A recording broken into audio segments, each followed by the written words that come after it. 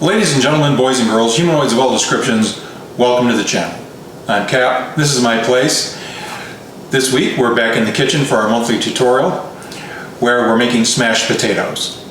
As always, these kitchen tutorials are meant primarily for those of you who find yourself on your own and unprepared to fend for yourself in the kitchen. The format I follow is, first I go over the equipment that you're going to need, various utensils. I lay out the ingredients, we do the cook, and then I present you the finished product. As always, before you start, wash your hands, clean surfaces, and clean utensils.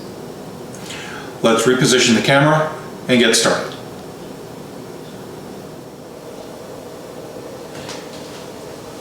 Right here, I have laid out all of our necessary utensils and one that's nice to have. You need a cutting board, a sharp knife. You need a large pot with a lid. Because they're smashed potatoes, you need something to smash the potatoes with. You need something to store the potatoes in if you're not going to serve the entire thing. As always, my immigrant grandmother's favorite tool for disciplining children, the big wooden spoon. And if you've got one, a spoon to serve with. And of course, on the other, also nice to have a garlic press. If you've been following this series, you know I like garlic, the more the better. You do need to put some garlic in this recipe. Let me clear this away and I'll bring out the ingredients. So obviously these are smashed potatoes. I like to use small potatoes like this, and I like to use the two different colors. We're leaving the skins on the potatoes. It gives it a little bit of color, and there are a lot of nutrients in the potato skins. We have garlic. I'm using 6 cloves of garlic. You don't have to use that much. You really do need to use one though. I have parsley flakes and I have some salt. Enough salt to cover about a nickel for those of you who live in the US.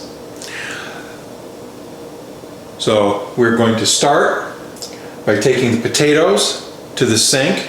Potatoes are grown in the ground for those of you who are unaware, and there are probably some of you. We're going to run cold water and we're going to scrub them just with our hands. And that's going to get any dirt that's left from the picking, processing, and packaging off of the potatoes. You need enough potatoes to cover the bottom of that pot.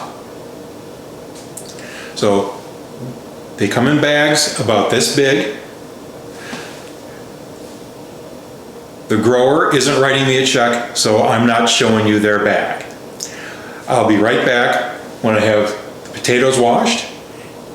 I'm going to put them in the pot and cover them with water. Be back in a second. Here we are. I've got the potatoes washed and scrubbed. They're covered with water. The pot is on high. Use your biggest burner. Before you put the lid on the pot, go ahead and add the salt to the water. It's going to help with flavor a little bit. Put the lid on the pot. You're going to let the potatoes boil for half an hour. One of the reasons we're using small potatoes is because they boil up faster. They'll be nice and tender in about a half an hour. Now, for those of you who haven't thought of this before, and there's going to be somebody who sees this and didn't realize this, potatoes that have been in boiling water for half an hour are going to be the temperature of boiling water. When we drain the water, don't touch the potatoes with your hand. It'll burn you. So in half an hour, I'm going to turn the camera back on and we'll hit the next step. It's been a half an hour. Potatoes have been boiling. I've shut the heat off. The next thing we're going to do, I'm going to take the potatoes in the pot over to the kitchen sink and I'm going to drain them. Now, I just said don't touch the potatoes with your bare hand because they're going to be the same temperature as the boiling water. How are we going to drain the potatoes? We're going to leave the lid on the pot. We're going to have it slightly off-centered, and we're going to keep the entire thing against the corner of the sink, and we're going to drain the water off. And even if you lose it and a few potatoes sneak out, get a big spoon, scoop them out. Your sink should be clean. Your sink is clean, isn't it? Seriously. If your sink is nasty, you should have cleaned it before you started this. So I'm going to do that. I'm going to bring the pot back over. I'm going to add the garlic, which while the potatoes were boiling, I diced the garlic. That means that I made the garlic into itty bitty pieces, smaller than a pencil eraser. I'm going to start mashing them, and I'm going to add our parsley flakes. And as usual, regardless of how well I try to prepare for these videos, I leave out an ingredient. We're going to add butter, not margarine.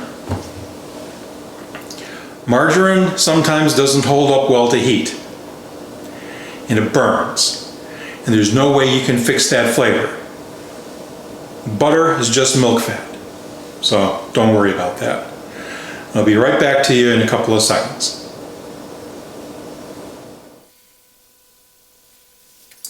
All right, here we go. Before the potatoes begin to cool down, we're going to get to work with our potato masher, and we're just going to bust them up.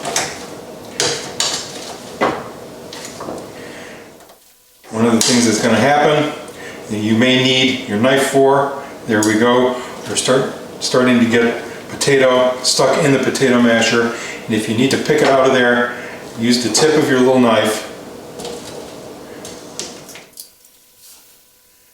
Sprinkle some of this garlic in here right now.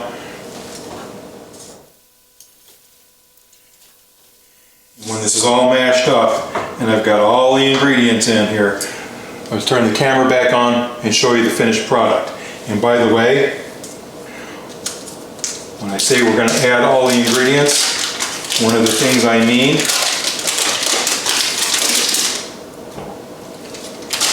and yeah, I am serious. Throw the entire stick of butter in there. And I'll be right back. Well, here we are. We have our finished product. Smashed potatoes. You'll notice that in a lot of these recipes, I don't give precise amounts of ingredients. There aren't any. Remember, you're not doing brain surgery, you're cooking. And as long as you didn't make food poisoning, and you think it's delicious, you did it right. Some of you may also be saying, Cap, that was a lot of butter. Well, you're right, it was a lot of butter because that was a lot of potatoes. So, clean hands, clean utensils, clean ingredients. Everything will be in the description. Don't be afraid to try new things in the kitchen.